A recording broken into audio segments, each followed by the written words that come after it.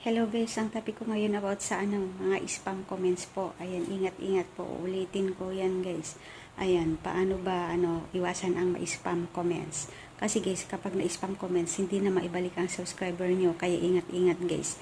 Dapat po inuulit ko na sinasabi sa inyo, dapat po ay tapusin yung video. And then, syempre, alam mo na kung ano yung nasa video. Ayan, kung ano yung nasa video, yun po yung i-comments mo. Ayan, mag-comments ka na rin kasi tapos na yung video. And then, i-drop mo na, i-send mo na ang inyong comments. And then, subscribe and like. Yan po yung the right way, guys. Ayan, yung iba, kaya na-spam po sila dahil, ayan, hindi pa nila naabot yung 1,000 subscribers, hindi na sila makasub. Kaya ingat guys sa spam comments para maibalik nila yung subscribers mo. Yan yung tinatawag nating dikit, ayan, papitik, ayan po. Yan po yung sasabihin natin. Kasi si algorithm nandyan lang po sa comment section. Nagbabase si algorithm sa mga comments natin guys. Kasi si algorithm ay machine po yan. Kaya ingat po tayo para hindi po tayo ma-spam. Alam nyo naman, may limit po ang subscribers natin. 1,000 subscriber, hindi na po tayo makadikit. Hindi na po tayo makasubscribe.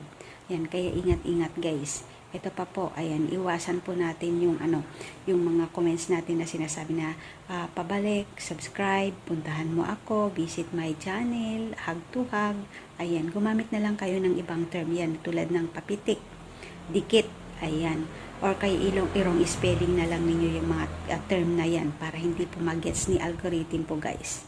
Ingat din sa mga title guys. Ayan, dapat yung title natin ay talaga clickable na click po. Ayan, nasi-search po ng tao.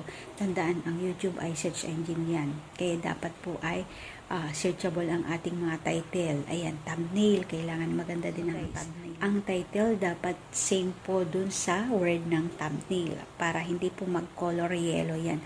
Once po kasi nag-color yellow yan guys, limitado po ang adsense na ipapasok ni YouTube sa inyong mga video kapag yellow. Kapag light green naman po ay may copyright claim po yan. Pag green na green po yan, yan po yung evergreen. Ayan, wala pong violation na nagawa. Kaya very good kay YouTube po yan. Mahalata natin, lalo sa mga na-monetize na guys. Yan po yung sign po na mayroon tayong hindi maganda sa ating mga video. Pero lahat naman ng mga video na yan, pwede nating i-remedyo. Ayan, para pasok kay YouTube po yan. Ayan, ito pa po guys. Ayan, maraming nagtatanong sa akin about sa sa oras nila. Ayan, bakit daw nawawala yung oras nila? Guys, please, huwag nyong panuorin ang inyong sariling video gamit ang original account ninyo. Kasi mape-penalty kayo dyan, mababawasan kayo. Pati pa rin po yung mga yung na-monetize na yan, made-demonetize kayo kung papanoorin ninyo ang sarili ninyong video. Tapos, ayan, may adsense papanoorin nyo pa. Gumamit kayo ng extra mobile guys para hindi kayo ma-detect na algorithm. Ayan, mababawasan din ang revenue ninyo. Meron pang nagsasabi na iba guys na sabi nila, nag-log out lang siya, gumawa na siya ng ibang account, pero gamit pa rin ay iisang gadget, iisang cellphone. Huwag niyong gagawin yan guys, sayang lang yung effort ninyo yan. Kasi alam ni YouTube po yung IPS address ng isang cellphone. Ang isang cellphone magkakaiba po ang IPS address. Kaya ingat guys, huwag niyo huwag niyong panuorin ang inyong sariling video. Sayang yung effort ninyo. Mababawasan din, tatanggalin lang ni YouTube yan, ililes niya. At ito pa po guys, ayan. Kapag hindi pa kayo na monetize, huwag niyo nang i-private yung mga huwag niyo i-private yung mga video niyo kung hindi pa kayo na monetize. Huwag ninyong i-unlisted. Kaya nga tinawag na public watch hours. Yun po yung mamamonetize na oras. Huwag kayong matakot, basta huwag kayong gumaya sa mga video.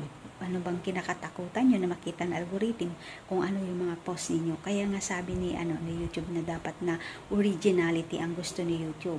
Ayan, kaya nga sinasabi ko sa inyo, pinapayo ko sa inyo na kung wala kayong idea, mag-search kayo. Ayan, hanggang matuto kayo. Ulit-ulitin ninyo na panuurin ang isang video. Kung nakakalimutan nyo naman, ililista na lang ninyo, ganun. Tapos paulit-ulit na panuurin para papasok sa ating kokote. Kasi sa bagay, sa akin din, nakakalimutan ko rin yung nasasabi ko. Pero practice po is the best po. Ayan, balang araw matututo rin tayo. Alamin natin kung ano ang sekreto ng YouTube.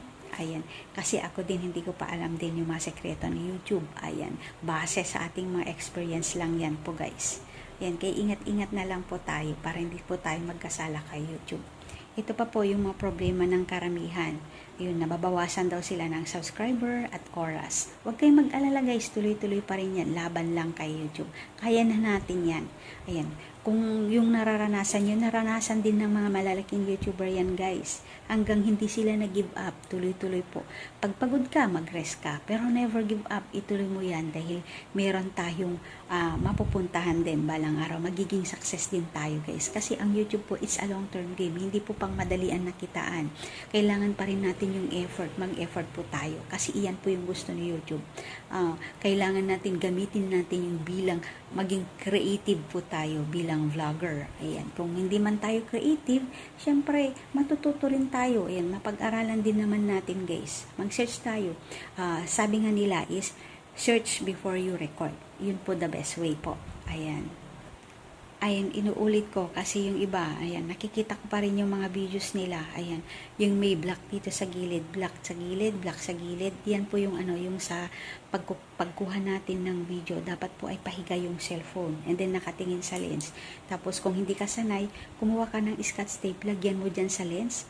Yan, idikit mo yung scotch tape. Tapos yung sa dulo ng scotch tape, lagyan mo ng makulay.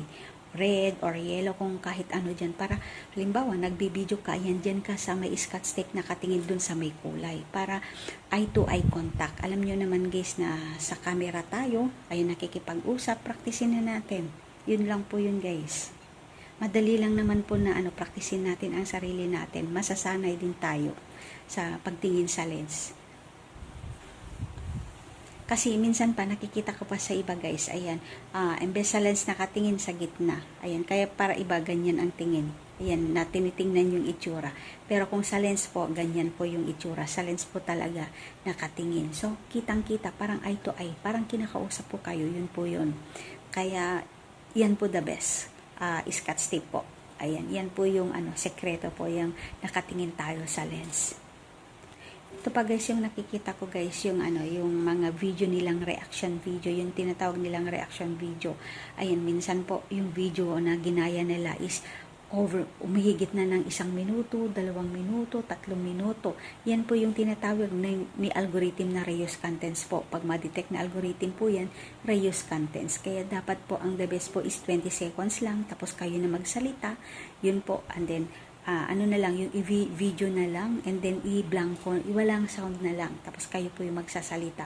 Yun po yun, para makagawa kayo ng vlog na about sa reaction video. Maganda din yun guys, yung mga reaction video, lalo yung mga nagtre-trending videos, malaki po yung mga views nila, madali nilang maabot ang oras, mga subscriber nila, nagsidatingan, hahakot ng subscriber, yan po yun.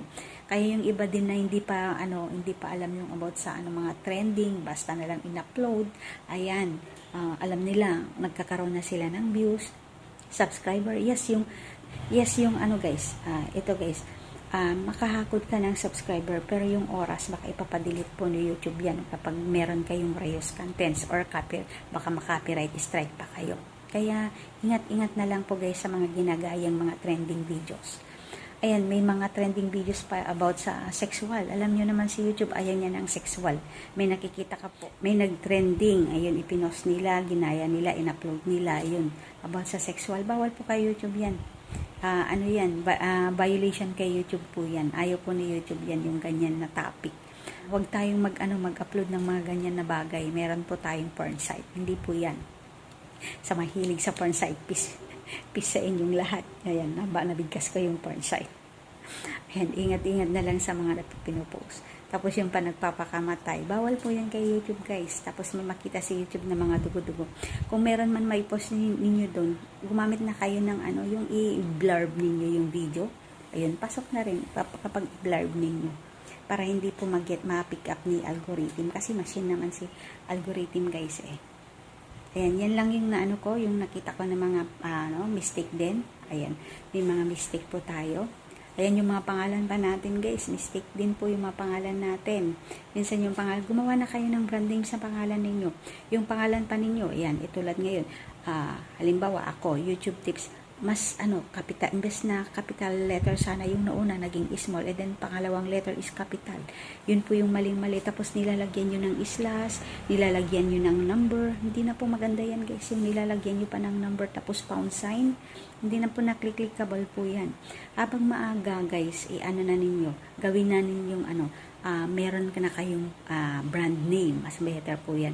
Kasi kapag malaki na kayong YouTuber, papalitan nyo, mahirap na pong ma-absorb. Mahirapan po si algorithm i-absorb, at saka magtataka yung mga nag-subscribe sa inyo. Kasi baka iba ka na, baka iba na to, yun ang isipin nila. Kaya habang maaga, ayusin na ninyo yung pangalan nyo. Maglagay na kayo ng brand name. Halimbawa, food kitchen. Ayan pa. Food kitchen TV. Ayan. Or kaya, ano pa ba yung mga halimbawa gaming TV, ganyan yung pangalan nyo, tapos gaming TV, ganyan, marami pong ganyan guys na may brand name na, kaya mahaga pa, ayan, lagyan nyo na ng brand name ang inyong mga YouTube channel, mas better po yan. Ayan, ito pa po, marami, yung nagpost ka ng video, ayan, lagyan mo na rin ng description box, ayan, kung ano yung topic mo, yun yung ilalagay mo sa description box. Nakaka-pick up din po yan, natatags po din po yan yung description box, malaking tulong din po yan sa description box, kasi ang tinitignan na algorithm guys yung thumbnail, title, description at saka tags, yan po siya nagbabase si algorithm. And yan lang guys, thank you sa sa panonood. Ayan, thank you guys, bye bye.